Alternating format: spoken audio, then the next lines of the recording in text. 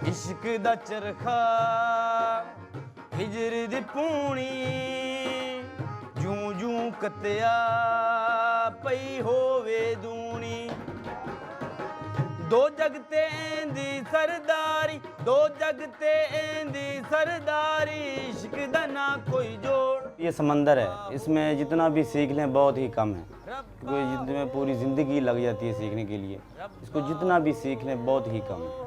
अभी तो इंशाल्लाह कोशिश कर रहे हैं दुनिया को दिखाने की। हम सुबह सुबह रियाज लाजमी हमने करना होता है, चाहे हम कुछ खाएं या ना खाएं, क्योंकि रियाज ज़रूरी है हमारे लिए। जितना ये काम कर लें, जितना भी ये एक दिन के लिए छोड़ दें तो बस ऐसे ही है कि 21 दिन पीछे हो गए।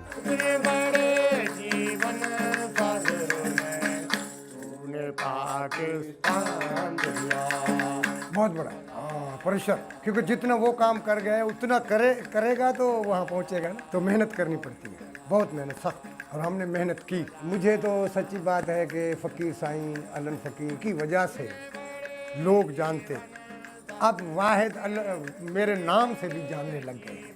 यानी जितनी आप मेहनत करेंगे उतनी अल्लाह ताला आपको देगा। बस मेरा दिल कर रहा था ये अब्बू के नक्शे कदम में चलूँ, क्योंकि सूफ़ी काम तो आजकल के नौजवान कम कर रहे हैं। मेरे दिल की यही ख्वाहिश है कि अब्बू के काम को लेके आगे बढ़े।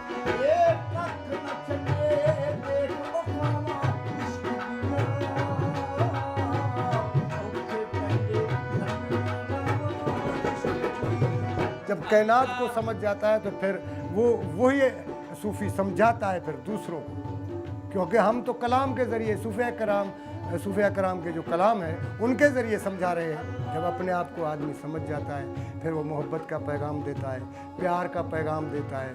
उस पैगाम को फिर लोग तवज्जो से सुनते हैं। अब्बू ने पहले भी कहा है कि जो ऐसा भी पढ़े, हमें सिर्फ सूफियाना कलाम चाहिए कि सूफियाना में अल्लाह का नाम हो और प्यारा चले। जैसे कि ये हो ना, सूफ़ी को प्यारे से पढ़ा जाए तो बहुत ही मज़ा आता है।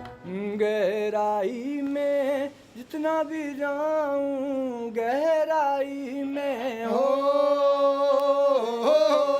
फ़कीर फिक्र करो फिर जिक्र पैदा होगा। काफ किनायत, यानी जहाँ 100 खर्चा है वहाँ 90 करो, 10 बचाओ। ये यकीन, अल्लाह पर यकीन है कि हमारा रिस्क वो देगा। रे से रियाजत, यानी अपना काम करो, वो पहले करो फिर और कोई काम करो, ताकि रियाजत ज़रूरी है।